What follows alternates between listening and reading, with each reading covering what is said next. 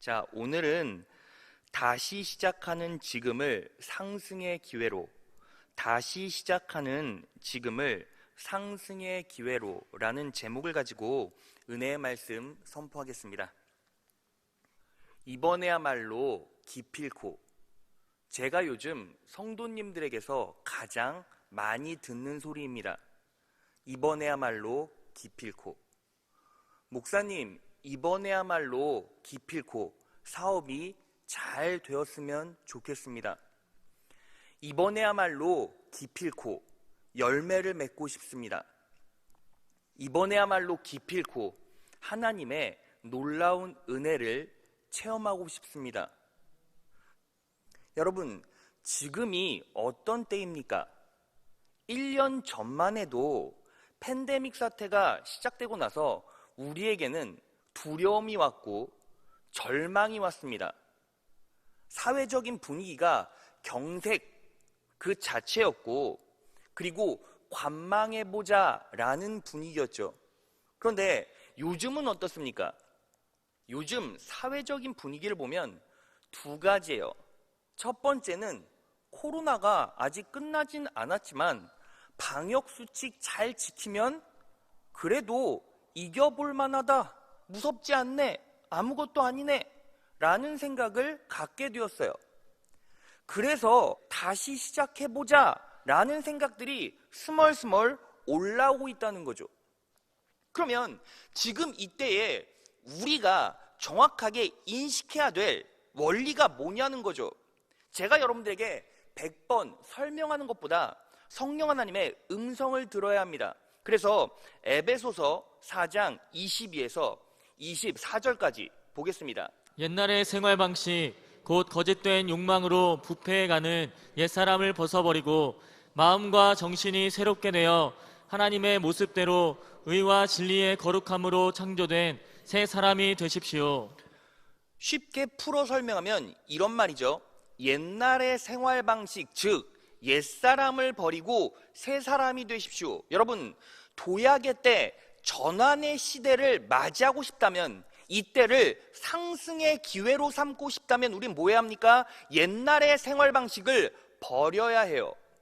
옛사람을 버리고 새 사람이 되어야죠.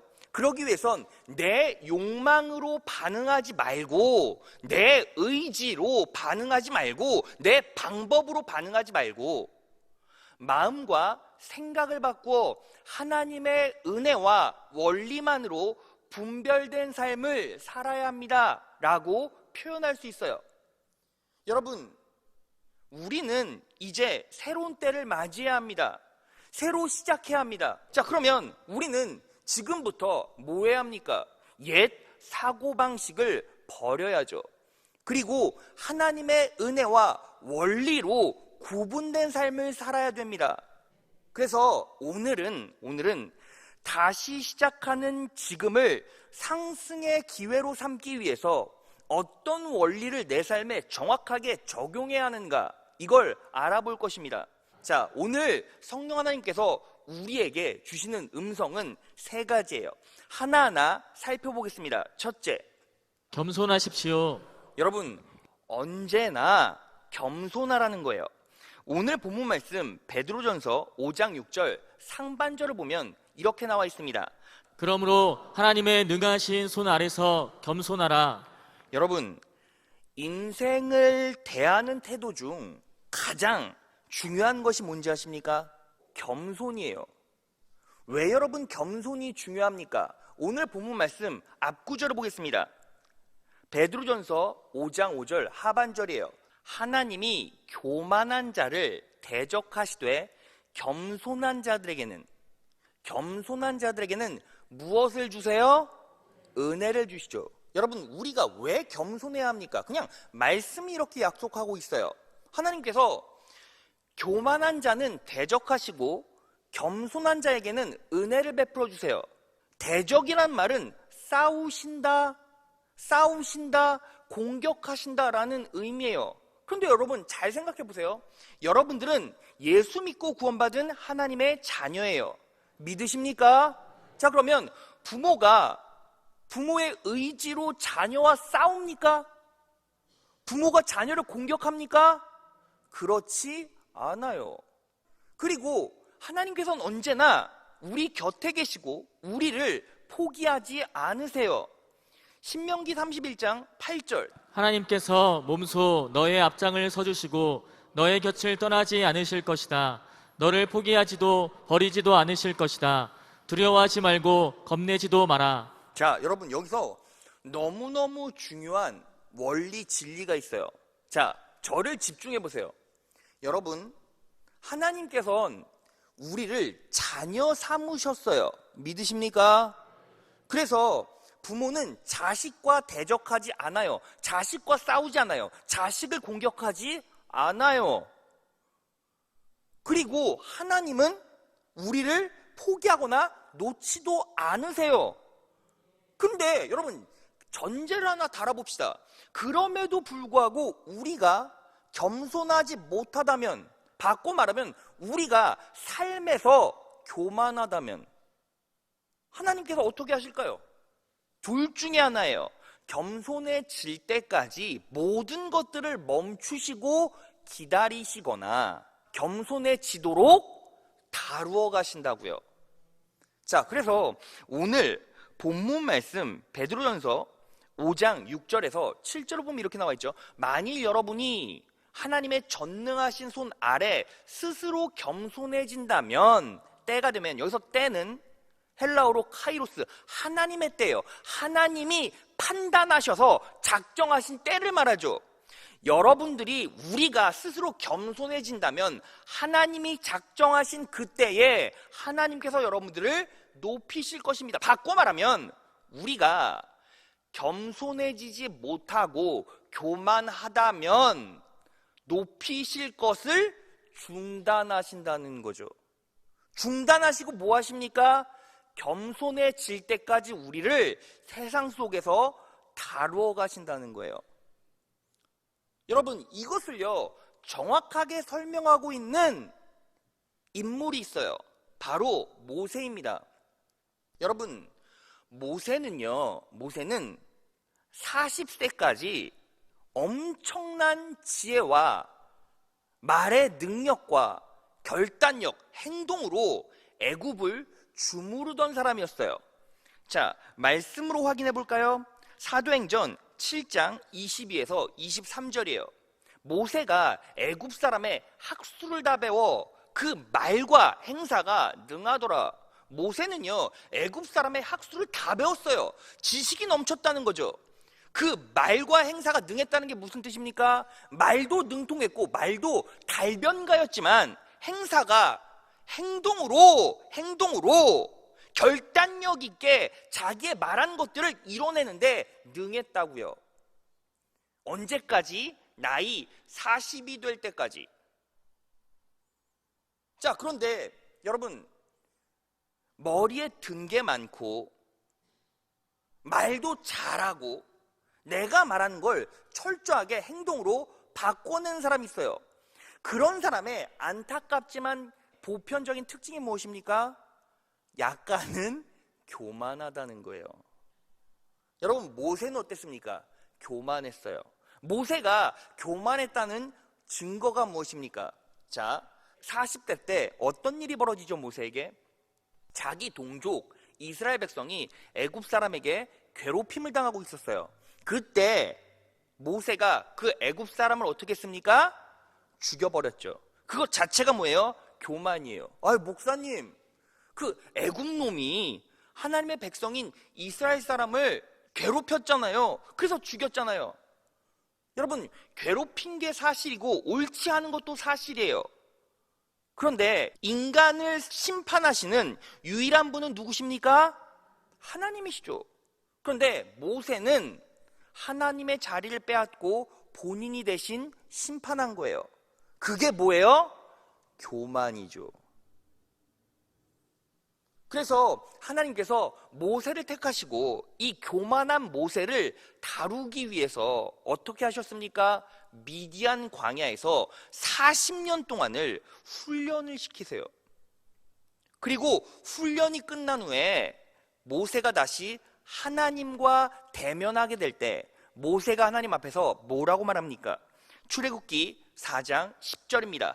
모세가 여호와께 고하되 주여 나는 본래 말에 능치 못한 자라 주께서 주의 종에게 명하신 후에도 그러하니 나는 입이 뻣뻣하고 혀가 둔한 자니이다. 여러분, 모세가요 여호와께 이렇게 말했죠. 주여 나는 본래 말에 능하지 못한 자라. 여러분, 모세가요 말에 능하지 못한 자였습니까? 아니요, 말에 능했는데요. 그런데 왜 본인이 말에 능치 못한 자라라고 말하는 거죠? 여러분, 실제로 하나님께서 모세를 다루셔서 모세가 겸손해진 겁니까? 여러분, 실제로 모세는 말이 능하지 못한 자가 되었어요. 왠지 아십니까? 하나님께서 몇 년 동안, 40년 동안 모세의 인생을 기다리셨죠.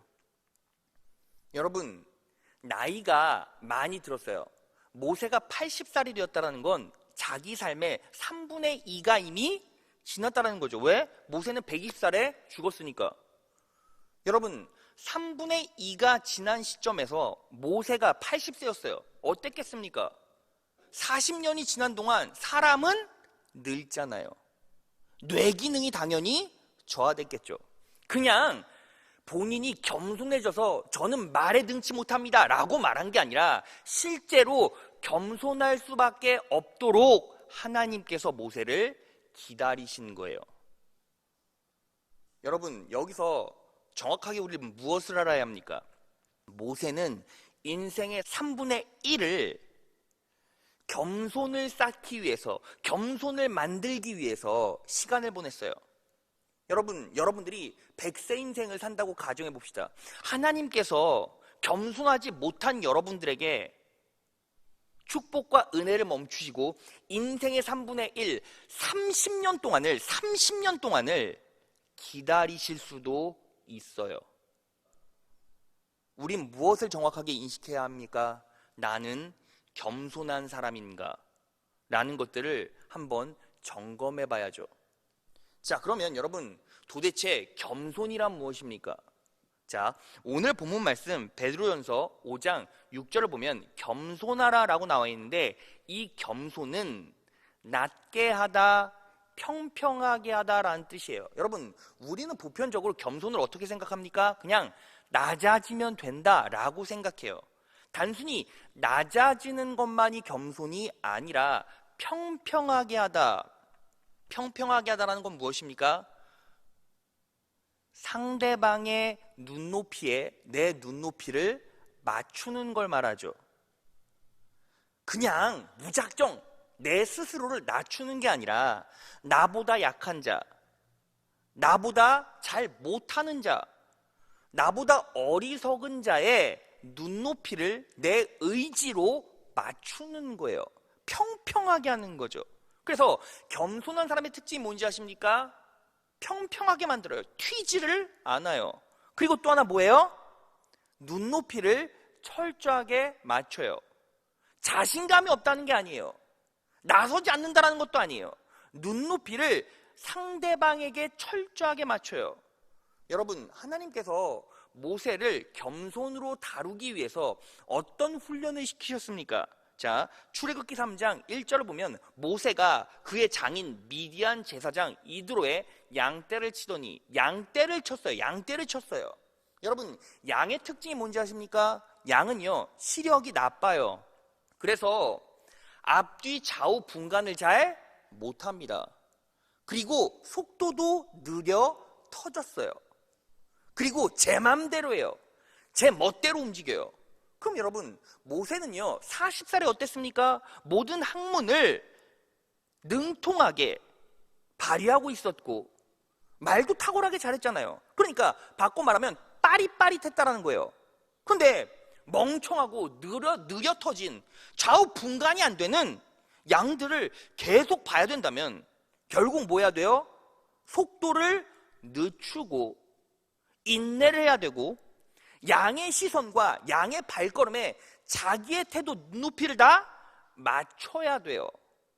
지금 그걸 몇 년 동안 하셨다고요? 40년 동안 하셨다고요. 여러분, 여기서 놀라운 사실이 또 하나 있어요. 하나님께서 여러분들을 사용하시겠다라고 작정하시면 이 겸손을 가르치세요. 눈높이를 맞추는 훈련을 해가세요. 여러분, 이스라엘의 전성기를 구가했던 다윗도 뭐 했습니까? 왕 되기 전에 양치기 했잖아요. 자, 시편 78편 70절이에요. 또 그의 종 다윗을 택하시되 양의 우리에서 취하시며. 여러분, 다윗을요 어디에서 취하셨어요? 양의 우리에서. 한참 양과 뒹굴고 있을 때 딱! 아, 얘 됐다! 싶었을 때 양우리에서 다윗을 택하신 거예요. 그리고 예수님께서 자신을 뭐라고 말씀하셨습니까? 나는 선한 목자라. 나는 선한 목자라. 나는 양을 치는 사람이다. 바꿔 말하면 뭐예요? 내가 너의 눈높이를 맞추고 있다. 여러분, 그래서요 하나님께서 여러분들을 택하시고 여러분들을 부르시고 훈련시키는 방법 중에 가장 큰 방법이 무엇인지 아십니까? 공동체의 리더십으로 세우는 거예요. 여러분, 교육부에서 교사분들 보세요. 어린아이들, 영아부, 유치부 아이들, 그런 뛰어노는 아이들을 다 하나하나씩 케어하고 건사해야 돼요. 정확하게 뭐랑 똑같아요? 양치기와 똑같아요. 여러분, 이 자리에 교장 장로님들도 계시고 교회에 실질적인 리더십들이 참 많이 계시죠. 여러분, 중직자들, 리더십들은 위에 군림하고 그들을 끌어당기는 그런 역할을 하는 사람이 아니에요. 교회의 리더십은 어떤 사람입니까? 자기 자신을 낮추고 눈높이를 어리고 미숙한 자들에게 뭐 하는 거예요? 정확하게 맞추는 거예요. 그러면 하나님께서 여러분들을 교구의 중직자, 교구장으로 세우셨어요. 여러분들을 교사로 세우셨어요. 여러분들을 구역장으로 세우셨어요. 여러분들을 리더십으로 세우셨어요. 그러면 하나님께서 이제 뭐 하겠다라는 거예요? 여러분들을 훈련시키시겠다라는 거예요. 무엇을 위해서? 겸손을 위해서. 그럼 여러분들은 어떻게 반응해야 합니까? 눈높이를 맞춰야죠. 그 사람에게 윽박질러서 협박하거나 쫓아오지 않으면 창피를 주고, 그리고 물리적인 힘으로 끌어당기는 것이 아니라 뭐예요? 한 사람 한 사람의 눈높이를 맞춰주면서 그들의 시선에서 생각하고 그들의 마음을 헤아리고 그들의 갈증과 그들의 아픔들을 정확하게 인식하면서 함께 해주는 거예요. 그래서 겸손의 실체가 무엇입니까? 나를 낮추고 상대방의 눈높이에 맞춰주고 그리고 함께 가는 거예요. 함께. 그게 바로 하나님 나라의 공동체의 리더십들의 모습이고 예수님의 모습이셨어요. 믿으십니까? 자, 그러면 여러분들이 훈련받고 있는 상황 가운데 여러분들이 교사를 맡고 있거나 리더십을 맡고 있다면 무엇을 정확하게 인식해야 합니까? 아, 내가 하나님께 겸손을 훈련받고 있구나. 그리고 더 본질적인 것 하나가 무엇입니까? 하나님께서 나를 사용하시길 원하시는구나. 또 무엇입니까? 하나님께서 나를 높이시기로 작정하셨구나. 믿으십니까? 그래서요, 여러분들이 겸손하게 될 때가 되면 하나님께서 높여주십니다. 믿으십니까? 그렇게 겸손해지는 여러분 되시기를 진심으로 축원합니다. 자, 둘째, 높여주셨다면 더 큰 겸손으로 도약을 이루라는 거예요. 여러분들이요, 여러분들의 가정 가운데, 여러분들의 사업 가운데 철저하게 이 원리를 적용시켜요. 그러면 하나님께서 응당 그 사람을 높여주십니다. 근데 여기서부터 가장 큰 문제가 하나 있어요. 여러분, 보편적으로 사람이 높아지면 어떻게 됩니까? 다시 교만해지거나, 높아지면 사람이 어떻게 됩니까? 바빠져요. 바빠지게 되면 결국 은혜 자리를 이탈하게 돼요. 본인의 과거를 다 잊어버려요. 그리고서는 지금 높아진 내 자리, 내 수준, 내 위치만 바라보고 어깨는 으쓱, 배는 앞으로 툭 튀어나오고, 그리고 권위의식 때문에 다시 교만해지고, 그러면 또 어떻게 됩니까? 하나님께서 똑같은 방법을 또 사용하세요. 왜? 여러분들 자녀 삼으셨다면 여러분과 싸우지 않으세요. 그냥 뭐 하십니까? 또 기다리십니다. 그때 은혜의 빛은 잠시 멈춰지게 돼 있어요. 여러분, 제가요 10년 동안 직장 생활을 하고 10년 이상 목회를 하면서 기업의 흥망성쇠, 교회의 흥망성쇠를 참 많이 봤어요. 그런데 보편적으로 인생을 살다 보면 한 번쯤은 그리스도인이라면, 하나님께서 여러분들을 택해 주셨다면 여러분들은 인생에 한 번쯤은 하나님께서 부어주시는 영광을 맛보게 돼 있어요. 그런데 가장 불편한 부분이 뭔지 아십니까? 하나님께서 영광을 보여주실 때, 그때 더 크게 겸손하지 않으면 하나님께서 다시 내버려 두세요. 그때 우리는 다시 좌절을 느끼고 아픔을 겪어요. 여러분, 이 시대의 많은 교회들이요, 왜 자꾸 무너지는지 아십니까? 하나님께서 공동체를 버리십니까? 하나님께서 교회의 영광을 꺾으십니까? 당연히 그렇지 않아요. 멈추신 거예요. 왜? 교만하니까. 하나님께서 여러분들을 너무나 사랑하시죠. 여러분들의 기업에 부흥을 주시길 원하세요. 번영을 주시길 원하세요. 형통을 주시길 원하세요. 여러분들 가정에 화평과 화목과 행복을 쏟아 부어주시길 원하세요. 그런데 어느 순간 멈춰져요. 왠지 아십니까? 다시 교만해진 거예요. 여러분, 우리는 항상 무엇을 기억해야 합니까? 자, 오늘 본문 말씀 베드로전서 5장 6절 보면, 그러므로 하나님의 능하신 손 아래서, 하나님의 능하신 손 아래서, 우리는 언제나 누구의 손 아래 있다? 하나님의 손 아래 있다. 내가 지금 높아졌다면 그것도 하나님의 손 아래서, 내가 낮아졌다면 그것 또한 하나님의 손 아래서. 이것들을 온전히 인식하고 기억하지 못하면 결국에는 잠깐의 부흥과 잠깐의 영광을 맛볼 수 있을지 몰라도 그것들은 전부 다 사라져버려요. 여러분, 제가요 목회를 하면서 그런 일들을요 수도 없이 겪었어요. 아니, 수십 번이 아니라 수백 번을 겪었어요. 성도들이요, 청년들이요, 제가요 청년 사역을 많이 했으니까 청년들이 항상 그래요. 목사님, 제가요 이번에 직장만 잘 취직하면요, 우리 어머니만요 구원받으면요, 우리 가족만 구원받으면요, 제 인생에 좋은 인생의 동반자를 찾으면요, 그러면요 정말 헌신할 수 있고 하나님 의지하며 살 자신 있습니다. 그때는요 갈급한 거예요. 메마른 거예요. 그러니까 하나님 철저하게 의지하면서 그렇게 눈물 뿌려 기도해요. 처절할 만큼. 그런데 하나님께서 그 모습을 보시고, 자기를 낮추는 그 모습을 보시고 어떻게 해요? 역사에 가시죠. 다루어 가시죠. 높은 자리에 올려주시죠. 그런데 딱 높은 자리에 서자마자 어떤 일이 벌어집니까? 바로 이탈해요. 아유, 목사님, 제가 좀 너무 바빠서요. 지금요 숨 쉴 틈이 없어서요. 제가 이번에요 사업 새로 론칭했는데요. 그러니까 어떻습니까?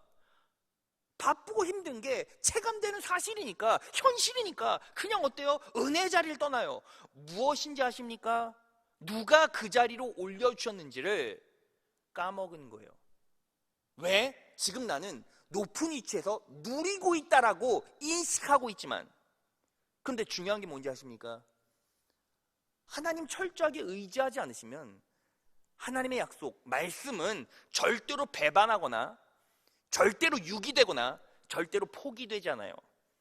하나님의 말씀은 살았고 운동력 있고, 이 언약은 끝까지 어떤 방식으로든 열매 맺게 되어져 있어요. 여러분, 정확하게 말씀드려볼까요? 하나님의 목표는 첫 번째도 두 번째도 천국이고 구원이에요. 믿으십니까? 사랑하는 자여, 내 영혼이 잘됨 같이 내가 범사에 잘되고. 무엇이 우선입니까? 첫 번째도 두 번째도 영적인 문제예요. 하나님께서는 우선순위를 그렇게 정확하게 딱 정해놓으셨기 때문에 여러분들의 영혼이, 여러분들의 정신이, 여러분들의 태도가, 여러분들의 마인드가 무너지면 하나님께서는 물론 여러분들을 저주하지 않으시죠. 왜요? 사랑하는 자녀니까. 그리고 예수 그리스도가 십자가의 구속을 통해 우리를 구원하신 이후부터는 하나님께서는 여러분들을 저주하지 않으십니다. 그런데 문제는 뭐예요? 식물은, 화분은 햇빛이 끊어지면 스스로 무너지고 썩어가는 존재가 돼요. 하나님께서 역사하시지 않고 하나님께서 여러분들의 인생을 전적으로 붙잡아 주시지 않으시면, 여러분, 이스라엘 백성들이요, 광야에 그 긴 시간 동안 유리를 하잖아요. 근데 하나님께서 그냥 가만히 두시면, 구름 기둥 불 기둥 다 치워가시면 하나님께서 이스라엘을 저주하셨습니까? 아니요. 하나님과 분리되어 있고 하나님의 은혜와 분리되었다라는 사실 그 자체가 뭐예요? 인간에겐 고통이고 저주일 수밖에 없어요. 그러면 우리는 이제 뭐 해야 합니까? 하나님 앞에 철저히 내 자신을 점검해야만 해요. 여러분, 여러분들이 이 자리에 앉은 성도라면 분명히 영광스러운 때가 있죠. 여러분, 이 자리에서요, 제가요 아무나 한번 붙잡고, 우리 장로님 한번 붙잡고 여기에 세워놓고 하나님께서 영광스럽게 만들어주셨던 전성기를 한번 간증해 보세요 하면 못할 뿐 없죠. 여러분들도 한 번쯤은 전성기를 느껴본 적이 있고 은혜 때를 누려본 적이 있고, 아, 내가 정말 싱그럽고 정말 힘이 있고 절대로 늙지 않을 것만 같은 그러한 반짝반짝 빛나던 때가 있었지. 그때는 내 육체도 강건했고 내 사업도 잘 됐고 내 인생도 전성기를 구가했지 라고 생각하시는 분들 정말 많잖아요. 그리고 여러분들도, 저도 그렇고 한 번쯤은 그런 거 다 느껴본 적 있잖아요.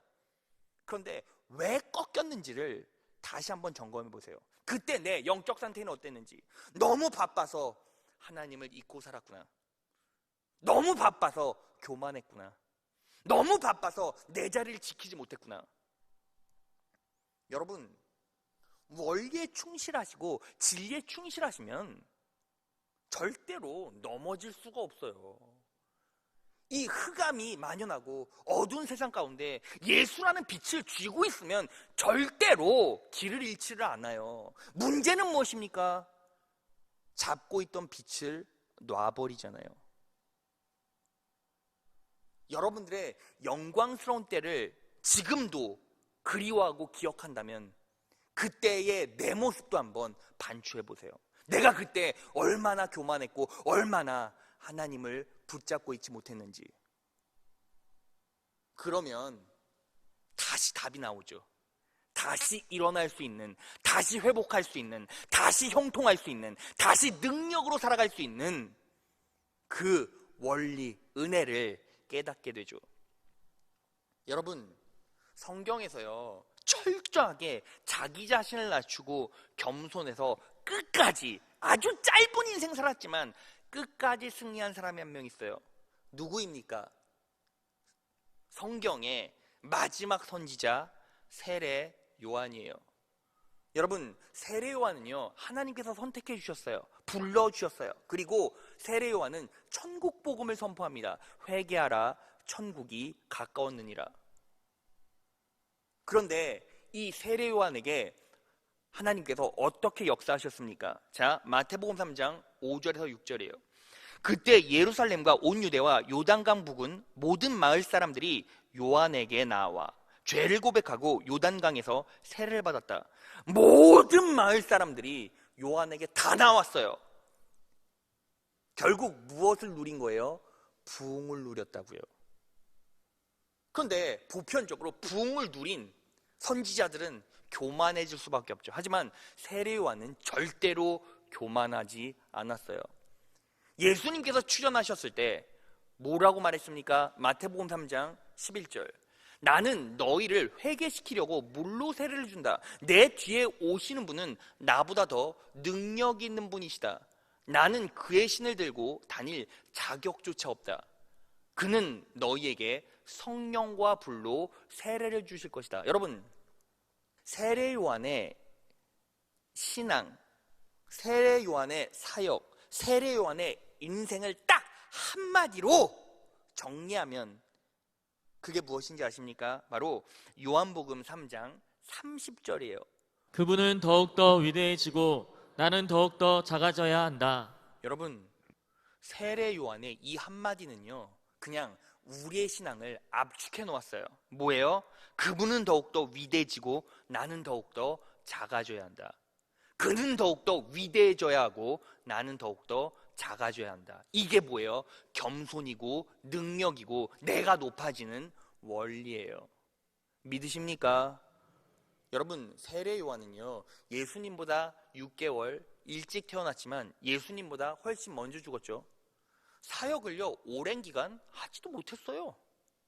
그런데 예수님께서 세례 요한을 결국 뭐라고 말씀하셨습니까? 마태복음 11장 11절이에요. 내가 분명히 말하지만 여자에게서 태어난 사람 중에 세례 요한보다 더 큰 사람은 없다. 여러분, 확정이에요. 확정. 예수님께서 여자에게서 태어난 사람 중에 세례 요한보다 더 큰 사람은 없대요.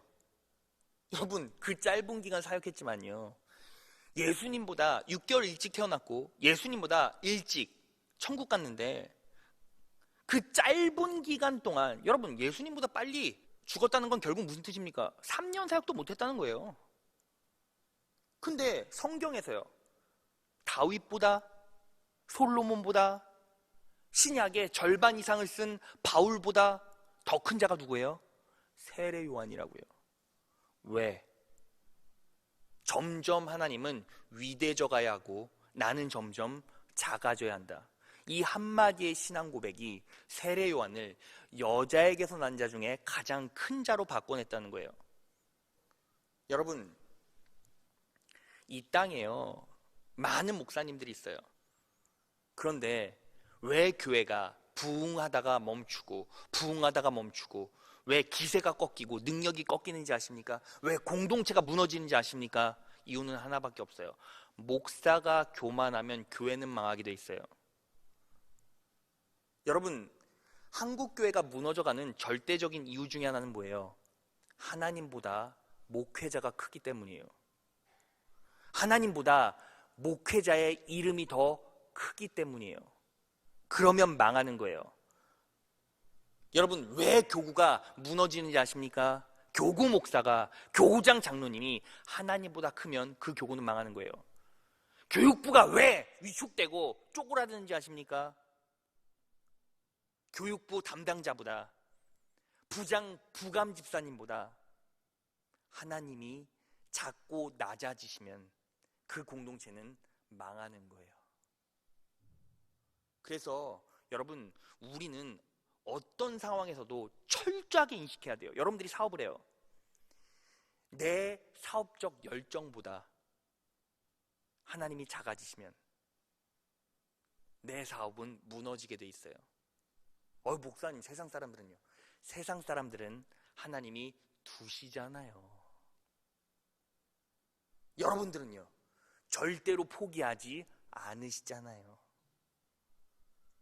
여러분, 그래서 그리스도인은 이 땅에서 형통할 수 있습니까? 형통할 수 있습니다. 승리할 수 있습니까? 승리할 수 있습니다. 번영할 수 있습니까? 번영할 수 있습니다. 모든 전제가 뭐예요? 하나님이 나보다 크십니다. 하나님께서 여러분들을 더 바쁘게 만들어 주셨습니까? 더 많은 일거리를 주셨습니까? 더 많은 매출과 더 많은 창조적인 모습과 생산을 허락하시고 재정을 허락하셨습니까? 그러면 하나님께 영광 돌리시고 주신 축복을 내 다음 도약대로 삼아 더 낮아지시고 하나님 앞에서 더 겸손해지십시오. 그러면 놀라운 축복이 여러분들의 인생과 가정 가운데 부어지고 쏟아질 것입니다. 믿으십니까? 그렇게 살아가신 여러분 되시길 진심으로 축원합니다. 자, 마지막입니다. 셋째, 염려를 끝까지 맡기라는 거예요. 그리고 성령님이 일하시도록 기도하라는 거죠. 여러분, 오늘 본문 말씀 6절을 다시 보겠습니다. 6절을 보면 이렇게 나와 있어요. 그러므로 하나님의 능하신 손 아래서 겸손하라. 때가 되면 너희를 높이시리라. 여러분, 우리를 높이시는 분이 누구시죠? 하나님이시죠. 그러면 결국 우리는 겸손하기만 하면 누가 일하신다? 하나님께서 일하신다는 거예요. 하나님께서 우리를 높이신다는 거예요. 일하신다는 거예요. 믿으십니까?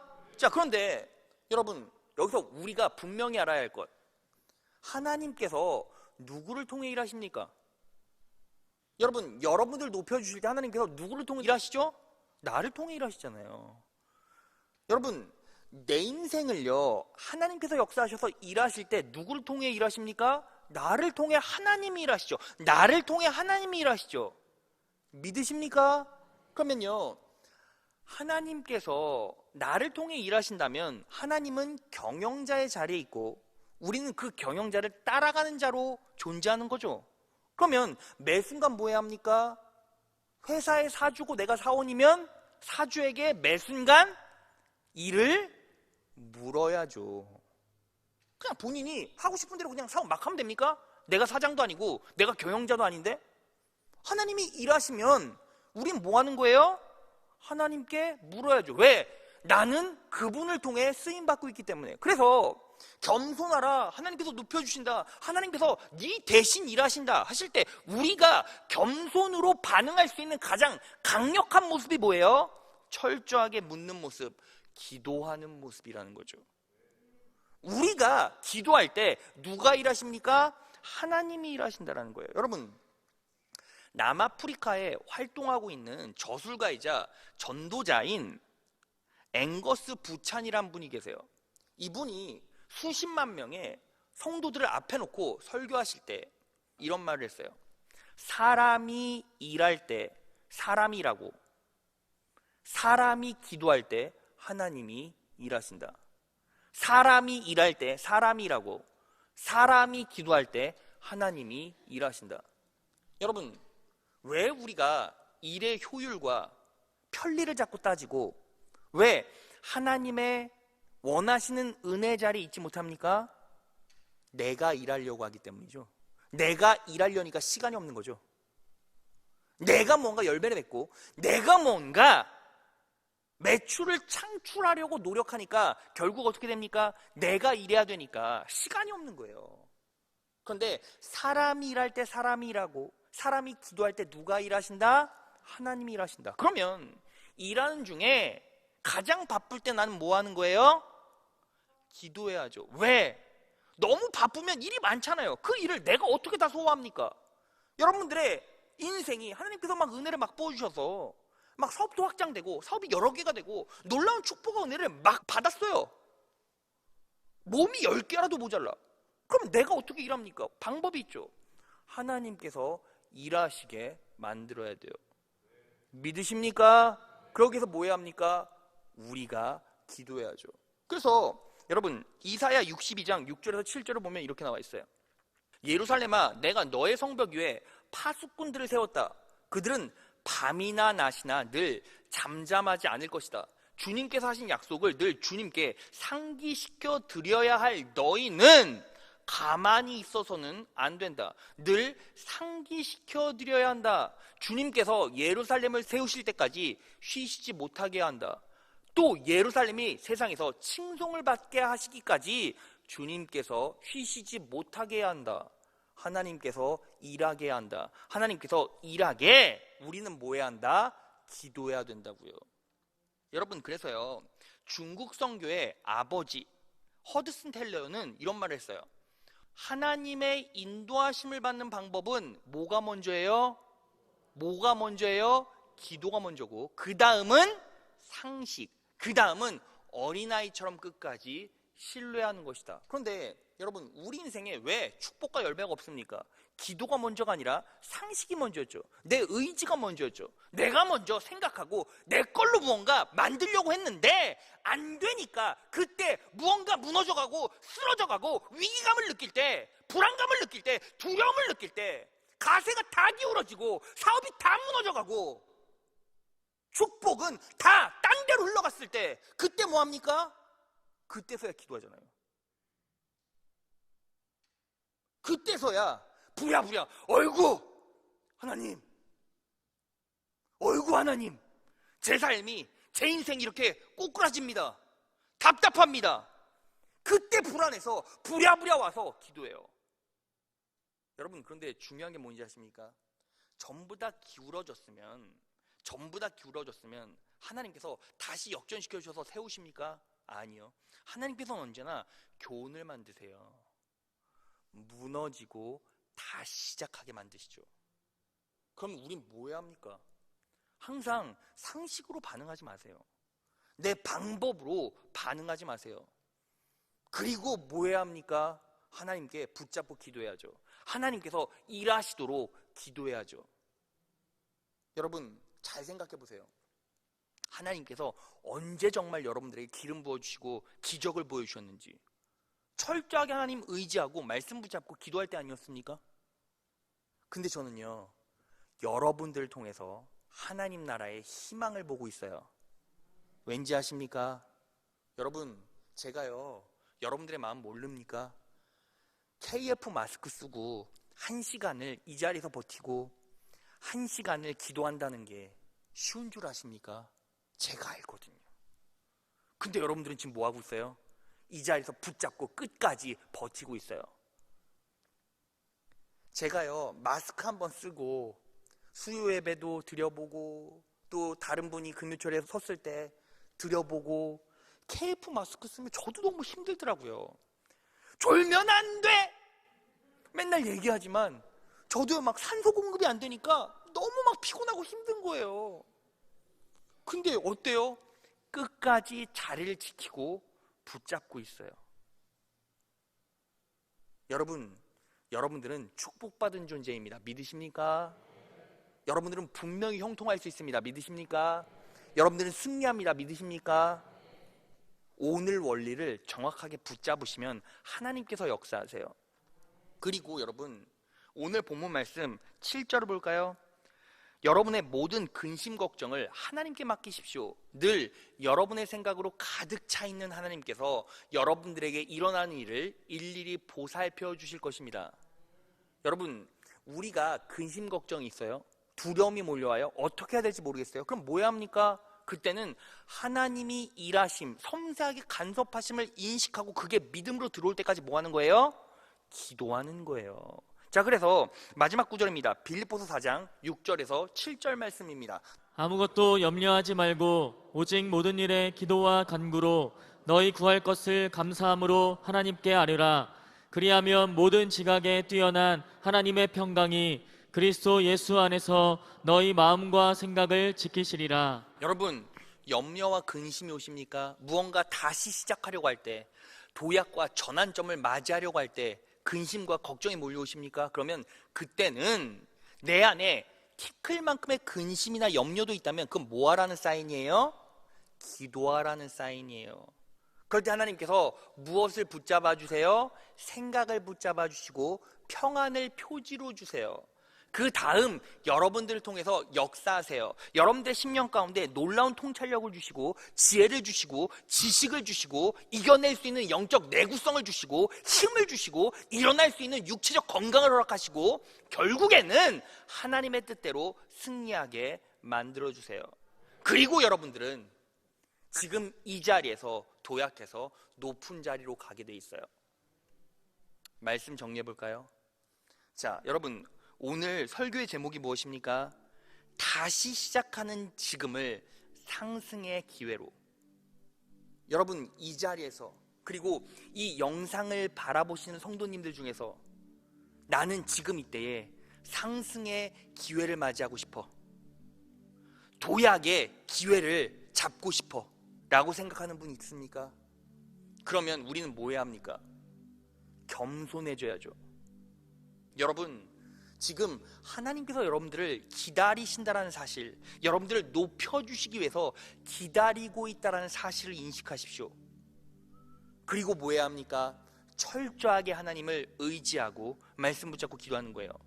그리고 하나님께서 여러분들의 뜻대로 역사하셔서 여러분들을 높은 자리로 인도해 가고 계시다면 그때 정확하게 뭐 해야 합니까? 은혜의 자리, 축복의 자리에서 절대로 이탈하면 안 돼요. 나 바빠졌어. 이제 몸이 10개라도 모자라. 영적 방만함과 게으름에 빠진 순간 우리는 또 모세처럼 미디안 광야를 양치며 유리하게 될지도 몰라요.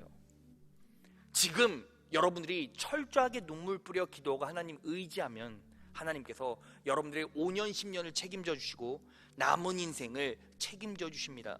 오늘 이 말씀을 정확하게 기억하시고 내 삶에 녹여내셔서 과거의 옛 방식 때문에 실패를 답습하지 마시고 하나님의 놀라운 은혜로 승리해 가신 여러분 되시기를 진심으로 축원합니다.